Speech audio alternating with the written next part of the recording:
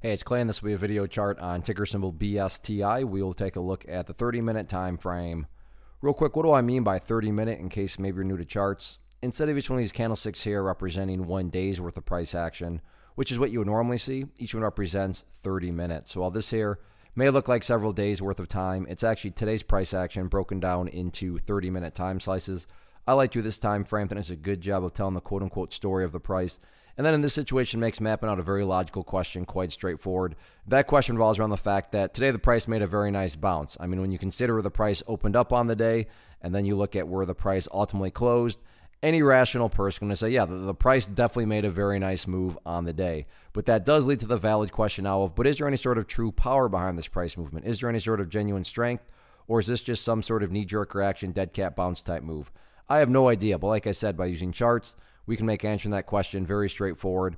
And in my mind, it all revolves around a single area. And that area is down here at $5.45.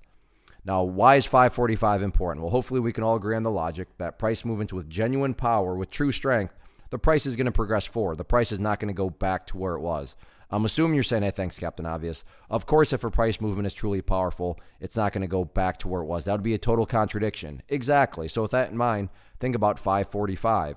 Any sort of closes below there, or worse yet, if the price separates to the downside, what would that be doing to the price? That would literally be putting the price right back inside of that area of the chart where it was when it was flirting with these lows. Again, going back, not a sign of true strength. Whereas let's say there is a pretty drastic pullback though, and the price does actually come all the way down here. However, in this case, it behaves like that and then starts to work its way back upwards. What would you have in this situation? Well, you'd have a set of lows right there.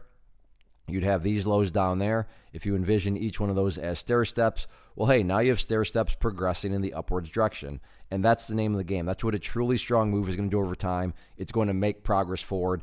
And again, in this situation, I am defining and quantifying the progress point as $5.45. What about areas of resistance?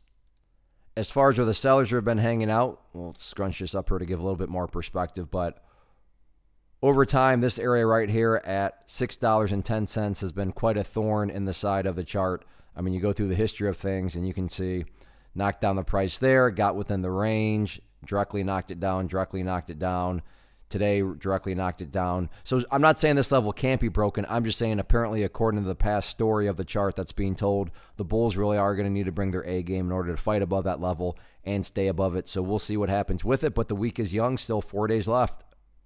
One of the biggest questions that I get is, hey Clay, how do you find the stocks that you trade? So what I've done is put together a free resource guide where I talk about the tools that I use to locate stocks that I find interesting and think may have potential. So if that sounds like something that could add value to you as a trader, then click on the image that is up on the screen right now and I will email you the guide. The guide itself is very short and to the point, and best part, it's completely free.